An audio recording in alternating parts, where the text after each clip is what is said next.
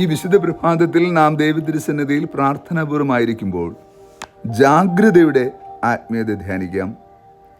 ഇന്നത്തെ സുവിശേഷം യേശു ഒരുപിടി ചോദ്യങ്ങൾ ശിഷ്യന്മാരോട് ചോദിക്കുന്നുണ്ട്.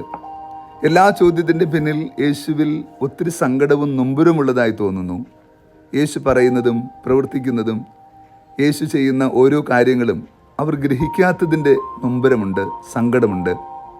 യേശു തൻ്റെ ശിഷ്യഗണത്തിലേക്ക് തിരഞ്ഞെടുത്തത് എല്ലാം തികഞ്ഞ ബലമുള്ളവരായിരുന്നില്ല.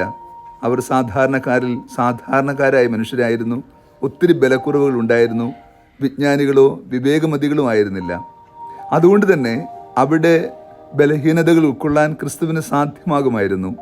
എങ്കിലും ഏറ്റവും ചെറിയ കാര്യം പോലും ഉൾക്കൊള്ളാൻ കഴിയാതെ പോയപ്പോൾ യേശുവിലുണ്ടായ നൊമ്പരമാണ് ഇന്നത്തെ സുവിശേഷത്തിലെ ചോദ്യങ്ങളായി യേശു ചോദിക്കുന്നത്. നിങ്ങൾ ഗ്രഹിക്കുന്നില്ലേ? നിങ്ങൾ മനസ്സിലാക്കുന്നില്ലേ?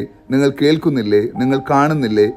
ഈ ചോദ്യങ്ങളെല്ലാം വേദന നിറഞ്ഞ ചോദ്യങ്ങളാണ്. നമ്മുടെ ജീവിതത്തിലും പലപ്പോഴും നമ്മൾ ജാഗ്രത നഷ്ടപ്പെട്ടു പോകുമ്പോൾ ഇപ്രകാരമുള്ള അനുഭവങ്ങളിലൂടെ കടന്നു പോകാറുണ്ട്. ദൈവം നമുക്ക് വേണ്ടി ചെയ്ത നന്മകൾ ജീവിതത്തിൻ്റെ നിസ്സാരമായ പ്രയാസങ്ങളിലോ പ്രതിസന്ധികളിലോ വീണു പോകുമ്പോൾ അവയെല്ലാം മറന്നുകൊണ്ട് നാം ദൈവത്തെ നിഷേധിക്കുകയോ ദൈവം ചെയ്ത കാര്യങ്ങൾ ഓർക്കാതെ പ്രവർത്തിക്കുകയോ